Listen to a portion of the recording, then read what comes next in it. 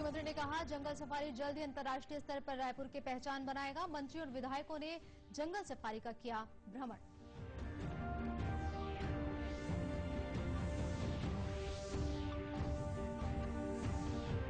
नाबार्ड प्रदेश के माओवाद प्रभावित जिलों के विकास के लिए चला रहा है अनेक योजनाएं। स्व सहायता समूह को दिया जा रहा है बढ़ावा।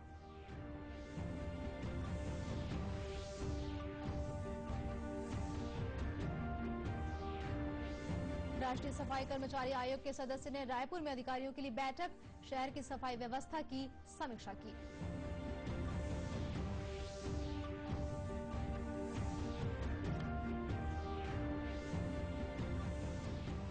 और दिल्ली के विशेषज्ञ डॉक्टरों की टीम ने सुपेबेड़ा गांव में किडनी की बीमारी से पीड़ित ग्रामीणों की शुरू की जांच।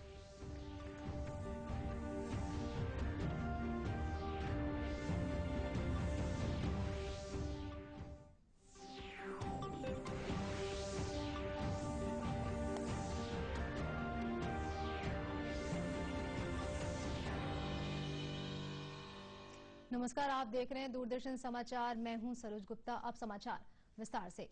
मुख्यमंत्री डॉक्टर रमन सिंह ने कहा है कि नया रायपुर का जंगल सफारी तेजी से विकसित हो रहा है और जल्द ही यह अंतर्राष्ट्रीय स्तर पर रायपुर की पहचान बनाएगा। आज जंगल सफारी का भ्रमण करने के बाद मुख्यमंत्री ने पत्रकारों से चर्चा करते हुए मुख्यमंत्री ने कहा कि जंगल सफारी में जानवरों की संख्या में बढ़ोतरी हो रही है।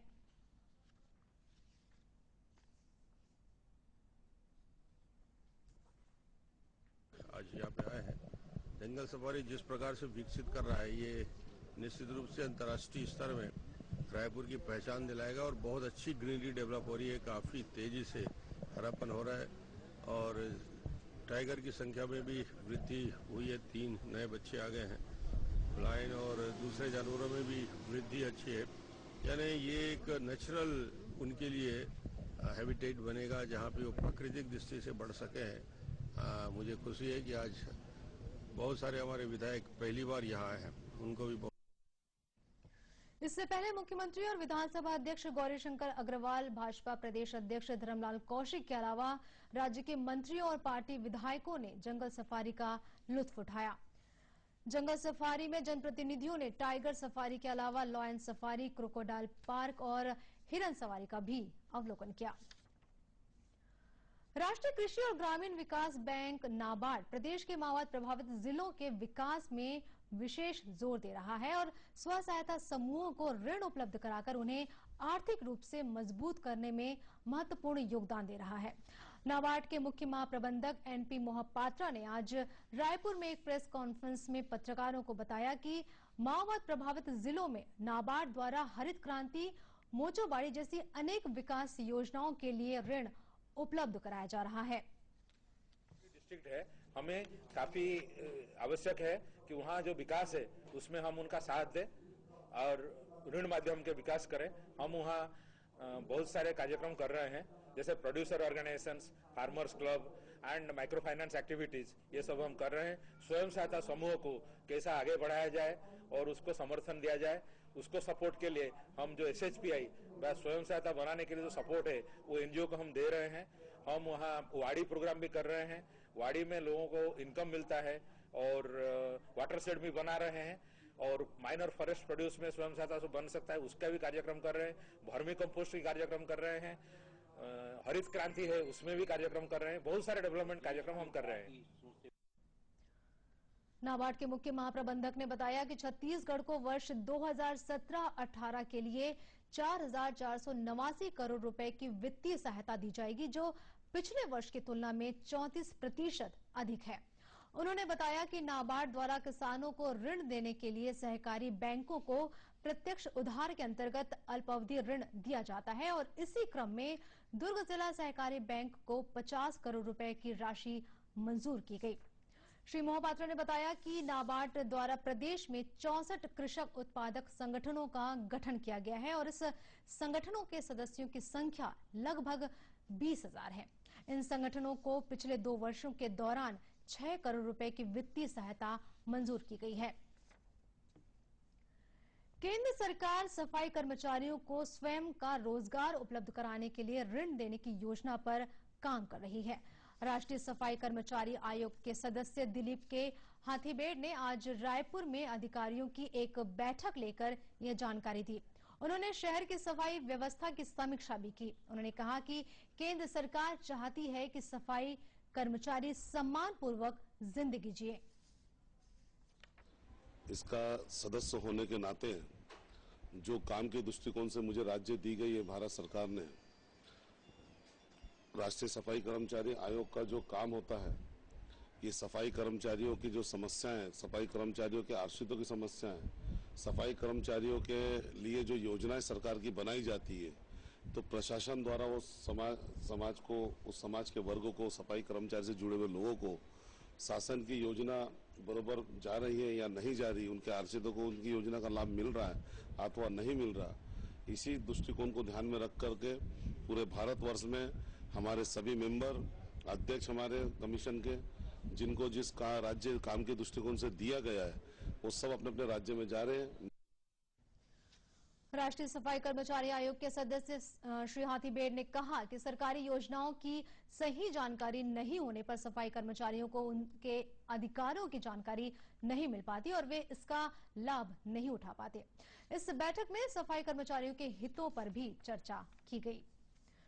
दिल्ली के विशेष डॉक्टरों की टीम ने गरियाबंद जिले के सुपेबेड़ा गांव में पहुंचकर किडनी की बीमारी से पीड़ित ग्रामीणों की जांच शुरू कर दी है। उन्होंने वस्तुस्थिति की पूरी जानकारी लेकर उनका उपचार भी किया। टीम में शामिल 2 विशेषज्ञ डॉक्टरों के अलावा 3 अन्य सदस्यों ने सुबह से गांव पहुंचकर मरीजों का इलाज करना शुरू कर दिया। उन्होंने ग्रामीणों को स्वच्छता की ओर विशेष ध्यान देने की जरूरत बताई, साथ ही पानी को उबाल कर पीने की सलाह दी। की जांच हो रही है, उनके हैबिट्स हो रहे, कहाँ का वाटर ले लेते हैं और हर समय समर में लेते हैं, विंटर में उसका क्या ये है, उसके बाद उनकी हाउसिंग सराउंडिंग, उसके बारे में हम चर्चा करें और पेशेंट का एग्जामिनेशन, उसके पास हिस्ट्री में हम देख रहे हैं, उसके बाद उसके ड्रग्स कहाँ से ट्रीटमेंट ले रहे हैं और आज की स्थिति में क्या ट्रीटमेंट चल रहा है उनका। वहीं एसडीएम बीआर साहू ने भी सुपेबेड़ा पहुंचकर दिल्ली से आई डॉक्टरों की टीम से चर्चा की और प्रशासन द्वारा उठाए जा रहे एहतियाती उपायों की जानकारी दी। उन्होंने बताया कि गांव में संजीवनी वाहन भी उपलब्ध कराए गए हैं, जिसकी मदद से ग्रामीण जब चाहे रायपुर पहुंचकर अपना इलाज करा सकते हैं। खबरों का सिलसिला आगे भी जारी रहेगा। फिलहाल वक्त एक छोटे से ब्रेक का।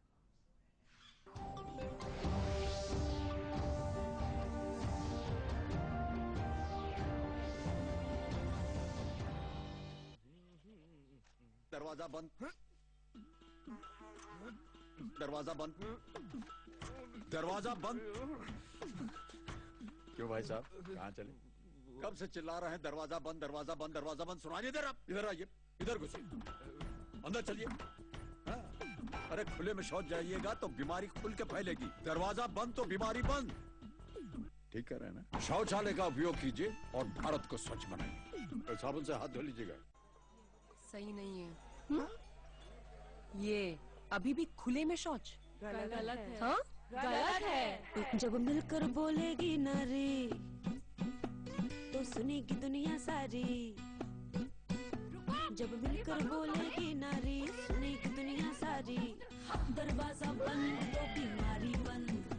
तुम अपना दिमाग लड़ाओगी, लोटे वालों को समझाओगी, शौचालय का रास्ता दिखाओगी। दरवाजा बंद तो बीमारी बंद। आप भी शौचालय का उपयोग कीजिए और भारत को स्वच्छ बनाइए। मैडम, क्योंकि दरवाजा बंद तो बीमारी बंद।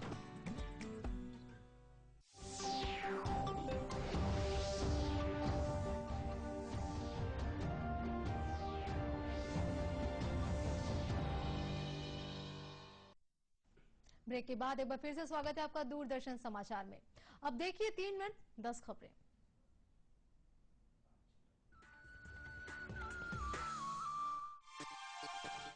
देश के अगले उपराष्ट्रपति के लिए कल मतदान होगा। इस पद के लिए एनडीए की ओर से श्री एम वेंकैया नायडू उम्मीदवार हैं, तो वहीं विपक्ष ने श्री गोपाल कृष्ण गांधी को उम्मीदवार बनाया है। गौरतलब है कि वर्तमान उपराष्ट्रपति हामिद अंसारी का कार्यकाल 10 अगस्त को खत्म हो रहा है। संयुक्त अरब अमीरात के प्रमुख शहर दुबई में दुनिया की सबसे ऊंची आवासीय इमारतों में से एक टॉर्च टावर में आज तड़के भीषण आग लग गई। प्रशासन के अनुसार इमारत को पूरी तरह से खाली करा लिया गया है और इस हादसे में अभी तक किसी के हताहत होने की कोई सूचना नहीं है। प्रदेश भर की मितानिनों ने कल सभी जिला मुख्यालयों में धरना दिया और मानव श्रृंखला बनाकर प्रदर्शन किया। उन्होंने शासन को अंशदान की राशि 50% करने सहित विभिन्न मांगों के संबंध में ज्ञापन सौंपा।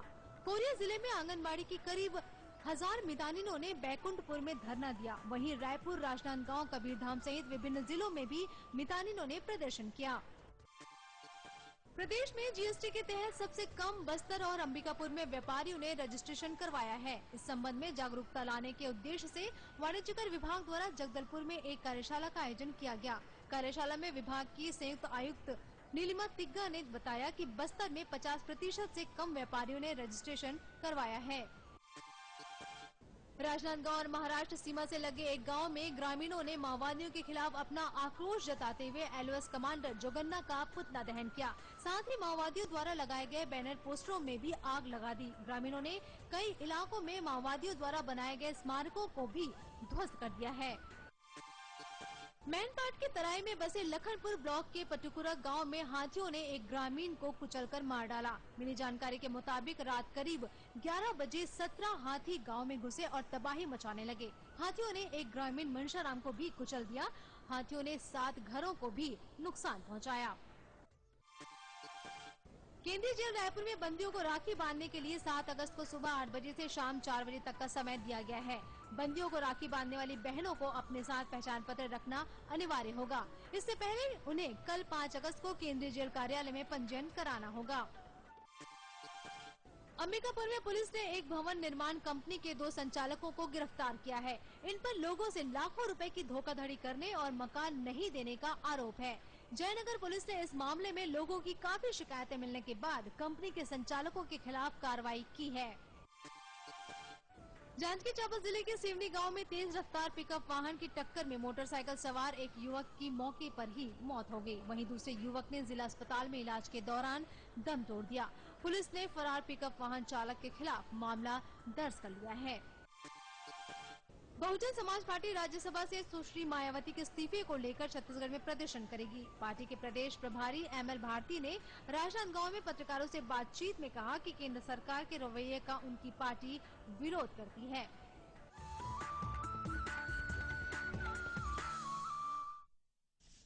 अब कुछ खबरें विस्तार से। विधानसभा का मानसून सत्र पूर्व निर्धारित अवधि से पहले खत्म किए जाने पर कांग्रेस ने आज फिर विरोध व्यक्त किया। कल राज्यपाल को ज्ञापन देने के बाद आज कांग्रेस ने रायपुर में एक प्रेस वार्ता ली और अपना पक्ष रखा। प्रेस कॉन्फ्रेंस में नेता प्रतिपक्ष टीएस सिंहदेव ने कहा कि विधानसभा का सत्र निर्धारित अवधि से पूर्व खत्म होने से उनकी पार्टी कई महत्वपूर्ण मुद्दे सदन में नहीं उठा पाई।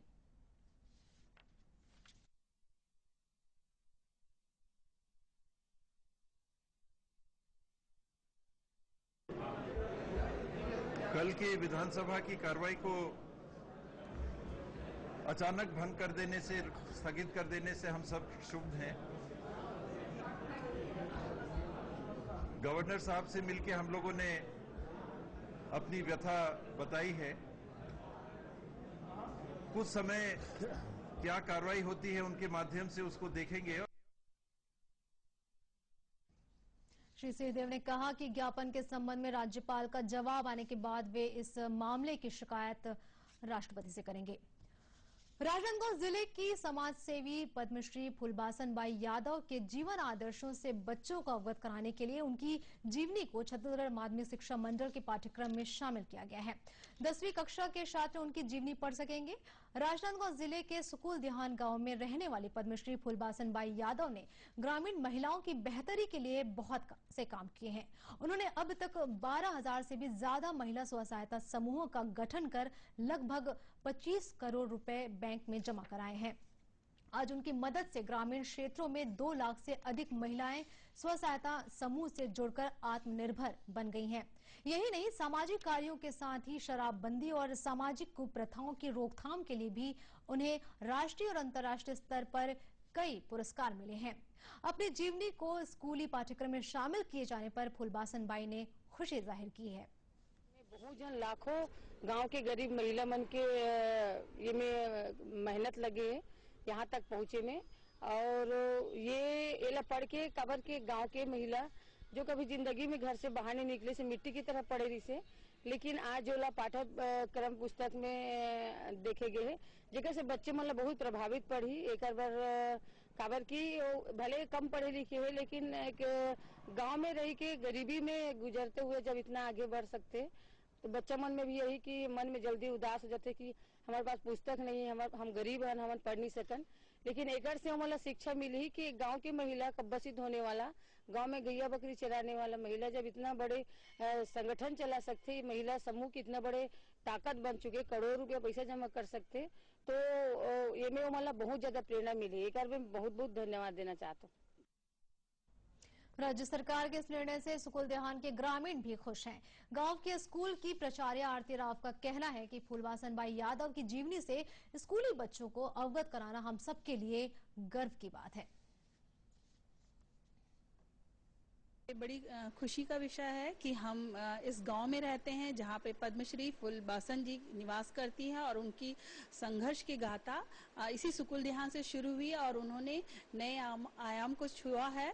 और यहाँ के जब बच्चे इसके बारे में पढ़ते हैं कि हमारे गांव में भी ऐसी विभूति रहती है जिसे न केवल देश में बल्कि विदेश में भी लोग जानते हैं और उनके मैनेजमेंट गुरु कहा जाता है और उनको लोगों को एक साथ जोड़कर रखने की जो कला है उनसे सब लोग तो प्रभावित होते हैं परंतु महिलाएं उससे बहुत ज्यादा प्रभावित होते हैं और मैं भी उनके इन कार्यों से बहुत ज्यादा प्रभावित हूँ। 10वीं बोर्ड में फूलबासन बाई ने इस उपलब्धि के लिए सभी को धन्यवाद देते हुए इसे महिलाओं के लिए बहुत बड़ा सम्मान बताया।